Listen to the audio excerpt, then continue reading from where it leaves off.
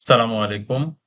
স্বাগতম learn stock knowledge চ্যানেলে। আজকে আমরা কথা বলবো আইপিটিসি ফিন্যান্স পিএলসি নিয়ে, যেটি ঢাকা স্টক এক্সচেঞ্জের আইপিটিসি ট্রেড হয়, আইপিটিসি স্টিকারের ট্রেড হয়। এই এই বছরের সবচেয়ে আলোচিত শেয়ারগুলির মধ্যে এটি একটি, বিশেষ করে শক্তিশালী প্রাইস র্যালির পর। এই ভিডিওতে আমরা ফান্ডামেন্টাল জিনিসটা বলবো না, অনলি আমি আহ, আপনার স্টক অ্যানালাইসিসটা করব, টেকনিক্যাল অ্যানালাইসিসটা করব। আপনারা তাহলে দেখেন, আমি শুরু করতে চাই। তো এখন দেখা যাচ্ছে, আপনারা দেখেন, আমি কিন্তু লাস্ট যেটা ড্র করে রেখেছিলাম, আমি এই শেয়ারটা আমার হাতে ছিল, আমি এটা সেল করে দিয়েছি আপনার 30 নিচে। তো এটা তখন আমি আর পারচেস করিনি, কিন্তু আমার কাছে এটা বেশ কিছু শেয়ার আছে। শেয়ার বোনাস পেয়েছিলাম, ডিভিডেন্ড পেয়েছিলাম, ক্যাশ ডিভিডেন্ড এবং বোনাস শেয়ার পেয়েছিলাম। তো এখন আপনারা একটা জিনিস খেয়াল করে দেখেন, আমি ডেইলি চার্ট খুলেছি, প্রত্যেকটা ক্যান্ডেলে একটা করে ডে ক্যান্ডেল। আমি কিছুই করি না, আমি জাস্ট ট্রেন্ডটা ড্র করেছিলাম। আমি তখন সম্ভবত আমি কাকে বলছিলাম, এই ক্লাউডে ধাক্কা, এই ক্লাউডে সে বাধা পেয়ে সে তারপরে একটা বড় এনগালফ ক্যান্ডেল তৈরি করবে, এবং এটাই হয়েছে। এবং আপনারা খেয়াল করে দেখেন, এই ক্লাউডের সাথে বাধা পেয়ে সে আমাদের 920 EMA, রাইট, 20 EMA ফলো করে এখন সে মুভ করছে, বা 21 EMA। 9 EMA কে যদি আমরা অফ করে দেই, 9 EMA আপাতত থাকুক, আমরা 20 EMA কে এখন এই মুহূর্তে চলছে। আর আমি 9 EMA যদি চালু করে দিই, তাহলে আপনাদেরকে দেখাতে পারবো কি হচ্ছে এখানে। আমি 9 EMA তে যাই। নর্মালি আমাদের দেশে 14 EMA ফলো করা হয়, তারপর আমি 9 EMA দেই। 9 EMA ফলো করে কি অবস্থা দেখেন। 9 EMA যখন ফলো করেছে, আপনি সবচেয়ে আগে এক্সিট হতে পারবেন। যখন আপনি এই ধরনের ক্যান্ডেল দেখেছিলেন, তখন আপনি তখন আপনি আপনি নিজে এক্সিট হতে পারতেন, যদি আপনি কিনে থাকেন। হাসি নেকিতে দেখি কি অবস্থা হয়। হাসি নেকিতে কিন্তু সেম জায়গাতেই দেখাচ্ছে। আমি আবার নর্মাল চার্টে ক্যান্ডেলস্টিকে নিয়ে আসলাম এবং একটি ভার্টিক্যাল লাইন ড্র করলাম। এই জায়গাতে একটা ক্যান্ডেল দেখাচ্ছে। এটাতে হাসি নেকিতে কি দেখাচ্ছে আমরা একটু খেয়াল করে দেখি। এখানে পজিটিভ দেখাচ্ছে, তার পরের দিনই কিন্তু নেগেটিভ, তার মানে আপনার শেয়ারটা নিচে নেমে যাবে। এবং তাই হয়েছে। হাসি নেকিতে যেভাবে দেখাচ্ছে, ম্যাকডিতে তাই দেখাচ্ছে। এবং আরএসআই তেও দেখা যাচ্ছে এটা ডাইভারজেন্সে আছে। কিভাবে ডাইভারজেন্সে? আরএসআই এটার কিন্তু এটার নিচের দিকে, খেয়াল করেছেন কিনা? আমি যদি শুধু এটাই খুলি, তাহলে দেখেন নিচের দিকে কিনা। তাহলে তার মানে হচ্ছে আরএসআই ডাইভারজেন্স। এখানে দেখাচ্ছে, এই বরাবর দেখাচ্ছে প্রাইস বেশি, মানে আপনার আপনার এটার টপ পজিশনটা এখানে আমি ধরলাম, আর এটার টপ পজিশন এখানে ধরলাম। তাহলে দেখেন আলটিমেটলি এটা নেমে গিয়েছে পরবর্তীতে। এখন আবার সে আস্তে আস্তে হিস্টোগ্রামটা আস্তে আস্তে হালকা হচ্ছে, এবং আস্তে আস্তে আরএসআইও বাড়ছে, এমএফআইও বাড়ছে। তো এইভাবে আমরা যদি ট্রেড গুলা করতে পারি, তাহলে আপনারা ইজিলি ভালো একটা প্রফিট নিতে পারবেন। আপনি আরএসআই ডাইভারজেন্সটা দেখবেন, খেয়াল করবেন কি অবস্থা, মানে প্রাইস আরো উঠবে কিনা। যদি ডাইভারজেন্স হয়, মানে আর আরএসআই টপ দুইটাকে আপনি কানেক্ট করবেন। যদি দেখেন নিচের দিকে যাচ্ছে, তার আর আর আরেকটা টপ কোথায় আমরা তাহলে কানেক্ট করি, ভার্টিক্যাল। আরএসআই এটা টপটা কানেক্ট করলাম, আর এটা হচ্ছে ট্রেনটা কি হাই, কিন্তু আরএসআই ডাইভারজেন্স, তার মানে এটা আলটিমেটলি নেমে যাবে। এবং তাই হয়েছে। আপনাদেরকে বুঝাতে পেরেছি কিনা? এটাকে বলা হয় আরএসআই এবং ট্রেন্ডটাকে আপনি কানেক্ট করলেন টপ ট্রেন্ডটাকে, এবং আরএসআই টপ ট্রেন্ডটাকে কানেক্ট করলেন ট্রেন্ড বোঝার জন্য কোন দিকে যাচ্ছে আলটিমেটলি শেয়ারটা।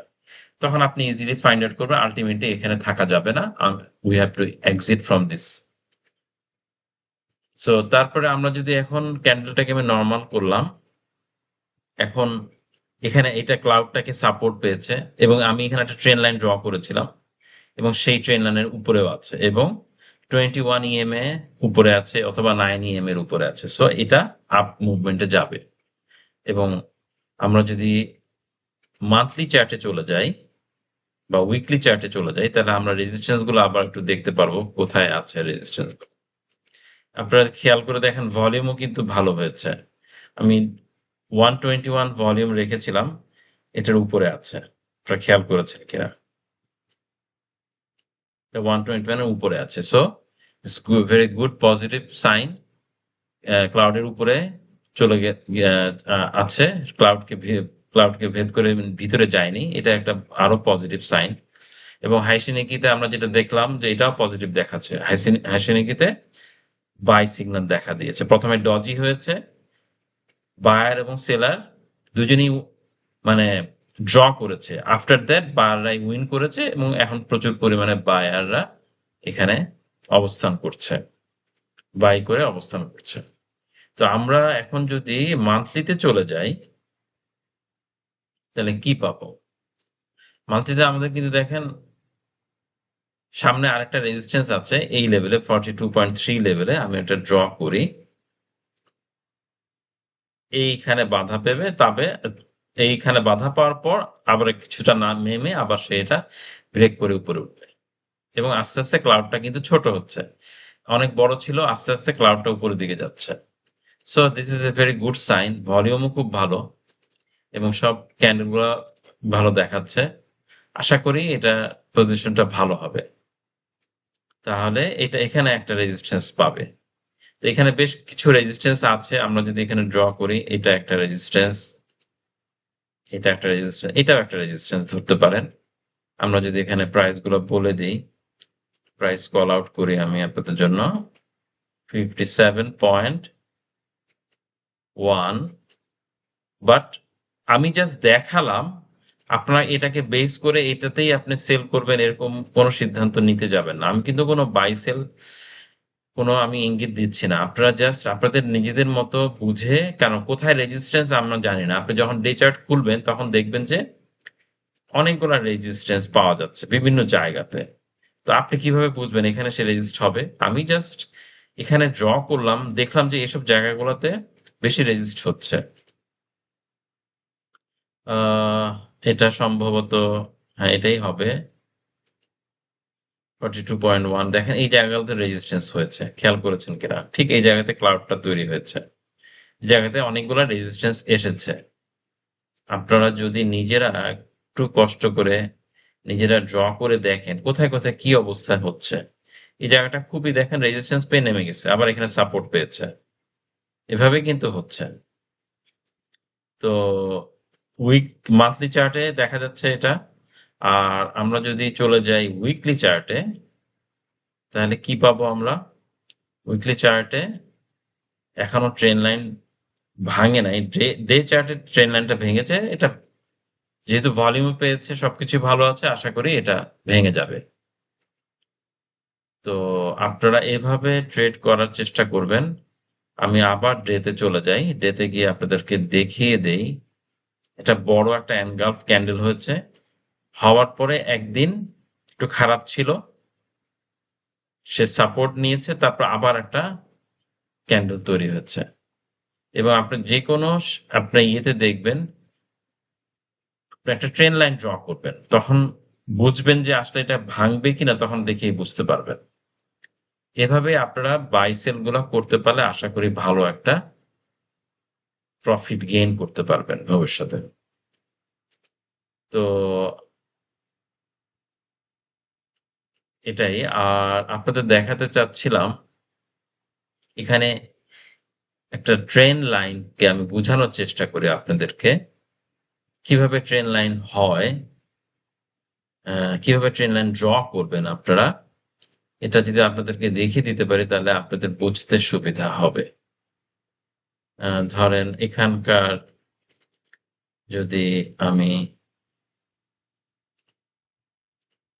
সরি এটাকে বুঝাই, এটা লো, এটা হচ্ছে ধরে নিই আমার হায়ার, এটা হায়ার লো, সরি এটাতে হচ্ছে না। আহ আপনারা যদি এই পাথটার মাধ্যমে করেন তাহলে সুবিধা হবে বুঝতে। এটা হচ্ছে লো থেকে ধরলাম, তারপর নিচে নামলো, আবার হায়ার হাই হলো, আবার নিচে নামলো, আবার হায়ার হাই হলো, আবার হায়ার লো হলো, আবার হায়ার হাই হলো। এইভাবে আপনার ট্রেনটা আপ ট্রেন্ডে ছিল। কিন্তু আপনি যদি এভাবে করেন তাহলে একটা আইডিয়া করতে পারবেন যে না এই শেয়ারটা আপ ট্রেন্ডে গিয়েছে এবং এটা সাইড ওয়েজে ছিল। এটাকে সাইড ওয়েজ বলে। আপনারা কিভাবে বুঝবেন সাইড ওয়েজ? দেখিয়ে দিচ্ছি। আপনার একটা বক্স আঁকবো আমরা। এখানে বক্স আঁকিয়ে দেখেন, আমরা যদি এটা টপ ধরি, খেয়াল করে দেখবেন, কুইকলি শেষ করে দেব। আপনার টপ ধরেন,